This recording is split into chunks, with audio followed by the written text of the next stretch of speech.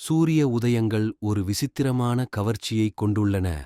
புதுப்பித்தல் மற்றும் ஒரு புதிய நாளின் மென்மையான வெளிப்பாட்டின் மூலம் இதயங்களையும் மனதையும் கவரும். சூரிய ஒளியின் முதல் கதிர்கள் அடிவானத்தை உடைக்கும்போது அவை தங்கம், இளஞ்சிவப்பு மற்றும் ஆரஞ்சு வண்ணங்களில் வானத்தை வரைகின்றன, விழித்திருக்கும் உலகில் அமைதியான பிரகாசத்தை வீசுகின்றன. இந்த தினசரி காட்சி உணர்வுகளை திகைக்க வைப்பது மட்டுமல்லாமல் உடல், உணர்ச்சி மற்றும் ஆன்மீக பகுதிகளிலும் பரவக்கூடிய பல நன்மைகளையும் வழங்குகிறது. உடலில் கால்சியம் மற்றும் பாஸ்பேட் அளவை கட்டுப்படுத்த உதவுகிறது. இந்த சூரிய ஒளியால் தூண்டப்பட்ட வைட்டமின் டி தொகுப்பு குறிப்பாக குளிர்கால மாதங்களில் இயற்கை ஒளியின் வெளிப்பாட்டை கட்டுப்படுத்தும் பகுதிகளில் முக்கியமானது. உடலியல் ரீதியாக அதிகாலை சூரியனின் வெளிப்பாடு மனித ஆரோக்கியத்திற்கு முக்கியமான உயிரியல் செயல்முறைகளின் அடுக்கை தூண்டுகிறது.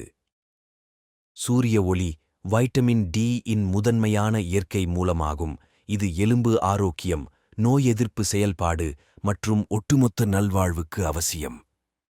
சூரிய ஒளி தோலைத் தொடும்போது வைட்டமின் டி உற்பத்தியை தூண்டி உதய சூரியன் புதுப்பித்தல் மற்றும் புத்துணர்ச்சியை குறிக்கும் தனிப்பட்ட வளர்ச்சி மற்றும் மாற்றத்தை ஊக்குவிக்கிறது.